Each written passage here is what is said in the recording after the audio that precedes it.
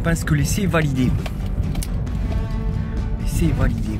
Alors, s'il y a encore un peu de death wobble, je vais essayer de le provoquer sur le bout de droit. Alors le death wobble, souvent je suis à 50-60, je prends un petit trou. Et voilà. Et là je peux faire ce que je veux. Je suis obligé de descendre en vitesse pour revenir normal. Salut amis Jeeper, dans cette vidéo je traque le death wobble. Tu vas voir qu'en quelques étapes, avec quelques vérifications, on arrive à trouver son origine. Moi je m'y suis pris quelques mois à l'avance, j'ai rassemblé toutes les pièces détachées dont j'avais besoin. Et en quelques coups j'ai réussi à le cibler directement.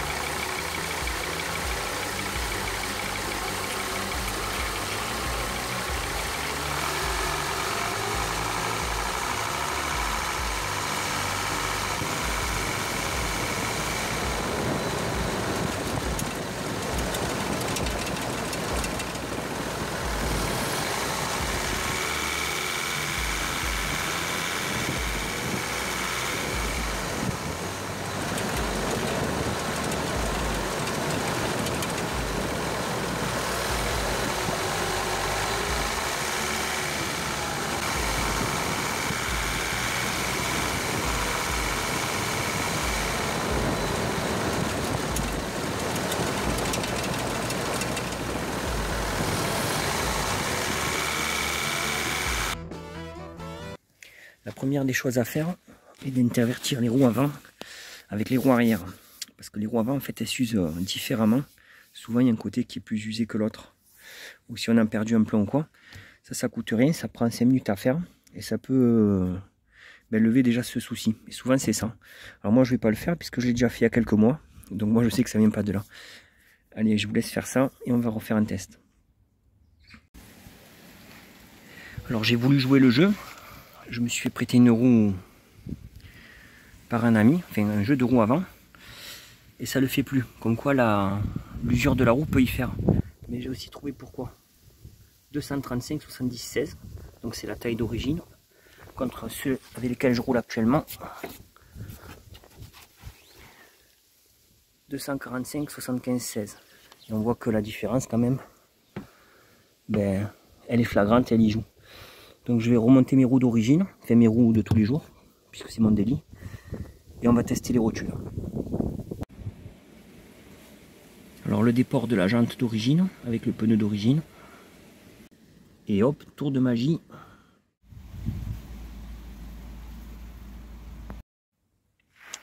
La deuxième des choses à faire, c'est de vérifier le jeu dans les rotules. Donc il y en a 4, donc les rotules de la barre de direction, et en bas la barre de liaison. Donc pareil, une usure peut provoquer ça. Et aussi il faut vérifier la barre panard qui est derrière. Hop, elle arrive ici. Alors ça, un moteur éteint, enfin je vais vous montrer comment on fait. Alors là ce qu'on va faire, c'est qu'on va essayer de voir si éventuellement il y a du jeu sur les rotules. Là-bas je pense pas que je pourrais le voir. Donc là moteur éteint, juste on braque les roues. Et on essaye de voir s'il y a un peu de jeu.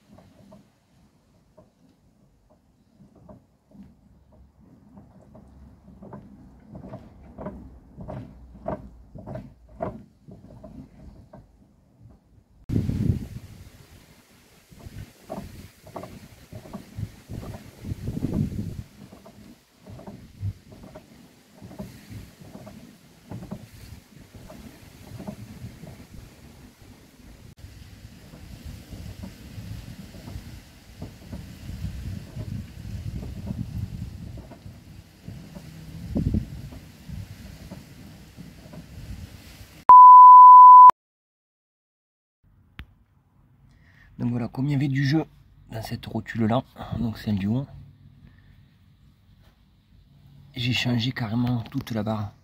J'en avais une d'avance, donc j'ai mis notre barre de liaison que j'avais avec 2 rotules neuves. Et là je vais faire pareil sur celle du bas, je vais la changer aussi puisque j'en ai une d'avance.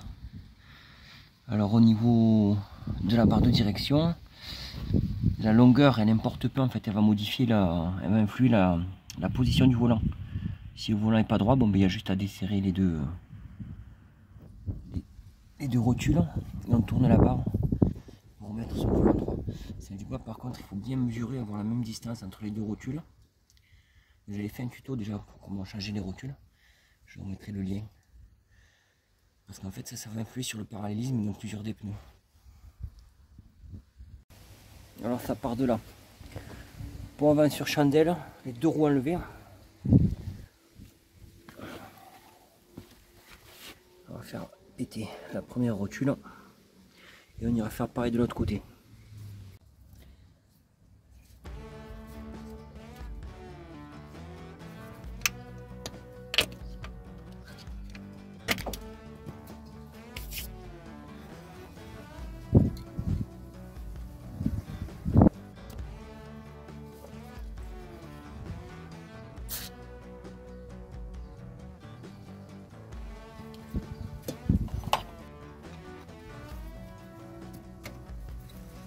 Voilà.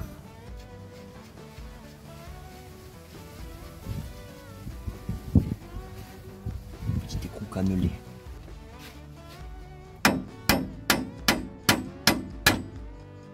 Allez, l'autre côté.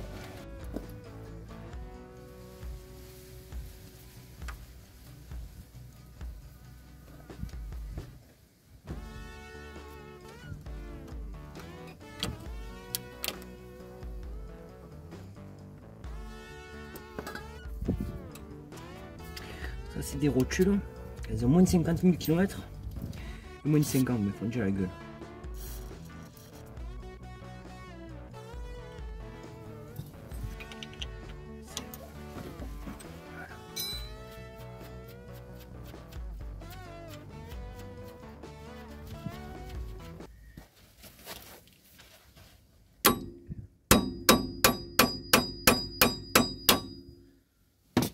Allez, on la dépose complètement.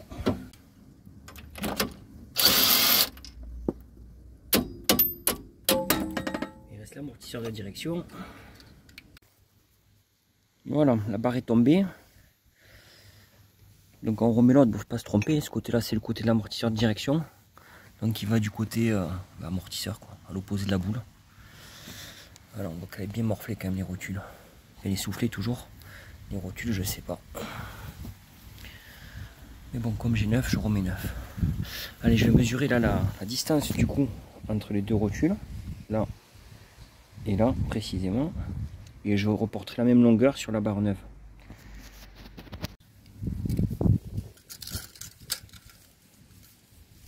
On va dire que j'arrive à 143. 142,9, 143, on va dire. Donc il faut que je reporte cette mesure là sur la nouvelle.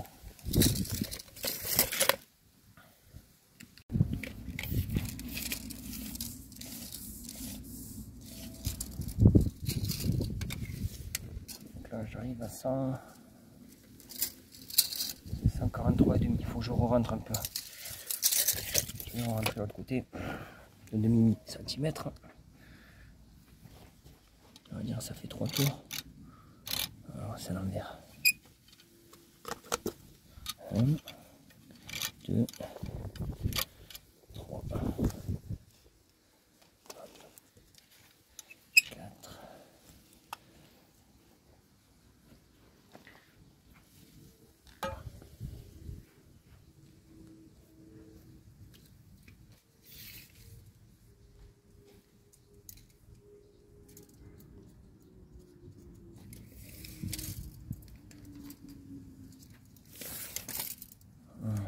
Petit millimètre. Alors, je vais essayer de remettre un tour.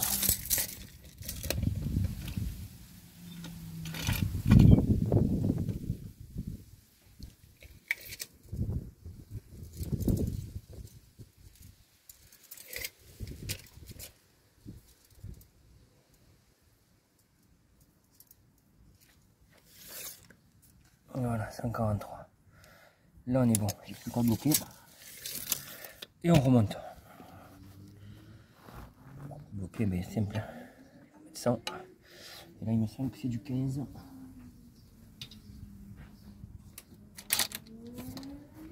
Ouais, c'est ça, c'est du 15. Allez, je bloque ça et on reprend.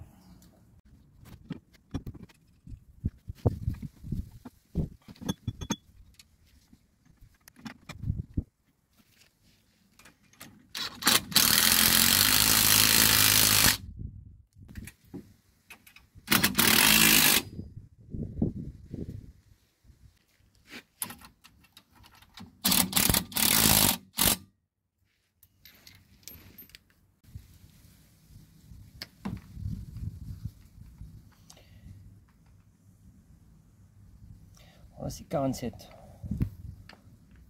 Newton-mètre.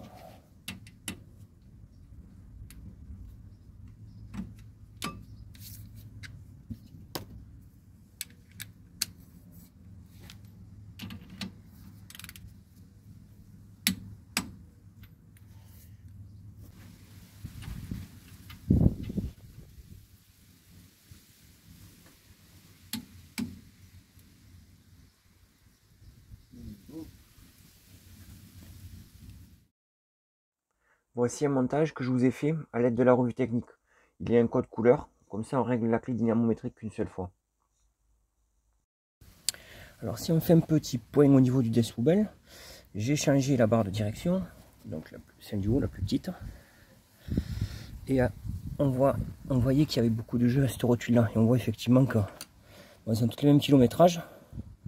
Mais bon, celle-là, elle a ramassé. Celle-là, elle a rien visiblement, elle est vachement dure, à part le soufflet. Qui aurait pu peut-être un peu faire. Bon, je mets ça là. Je suis en train de finir de monter la vidéo. Je m'aperçois que j'ai pas traité tout le sujet. Je parle pas de la barre panard, des tirants, de l'amortisseur de direction. Mais bon, dans mon cas, moi, ça a été simplement les rotules qui posaient problème. Toutes les rotules. Ouais. Donc, ce qu'il faut savoir, c'est que ce problème des Deathwobble concerne tous les 4x4 avec un Dana 30 à l'avant. Donc, tu as XJ, TJ, ZJ, bon, le WJ. Le JK, un Dana 44, mais a ce problème aussi. Dès que c'est un pont rigide à l'avant, tu peux avoir ce problème-là. Je voulais creuser l'histoire de la barre panard parce que souvent sur les forums ou sur le net, dès qu'on dit qu'on a du Deathwobble, de suite on te dit ouais, c'est ta panard, change la panard. Enfin, ça vient de là. Alors que moi, on le voit sur les prises de vue que j'ai fait, j'ai du jeu sur la barre panard et je ne l'ai pas réparé, je n'ai plus de Deathwobble. Donc à elle seule, elle ne peut pas être responsable. C'est souvent l'ensemble de petites choses, de toutes les rotules qui ont un peu de jeu et qui vont induire le Deathwobble. En ce qui concerne aussi l'amortisseur de direction, souvent on te dit ouais mais tel amortisseur il est plus costaud ou un double effet, moi je l'ai mis, j'ai plus de Deathwobble, ça venait de là. Alors qu'en fait l'amortisseur de direction il est là pour encaisser la différence entre le mouvement de la barre panard et de la barre de direction. Quand la roue, le pont monte et descend, il y a un petit mouvement parasite qui est induit et l'amortisseur de direction il sert à l'encaisser à lui, il ne sert pas au Deathwobble. Alors c'est vrai que si tu mets un gros amortisseur, tu vas résoudre le problème, tu vas décaler le Deathwobble dans le temps. C'est-à-dire que ton amortisseur il va prendre une tarte parce qu'il ne sert pas à ça. Et tu auras le Deathwobble qui revient. C'est vraiment pas lié à lui. Donc là dans cette vidéo on ne le voit pas, mais j'ai changé mes deux rotules de pivot. Enfin j'en parle, finalement je les ai fait côté passager.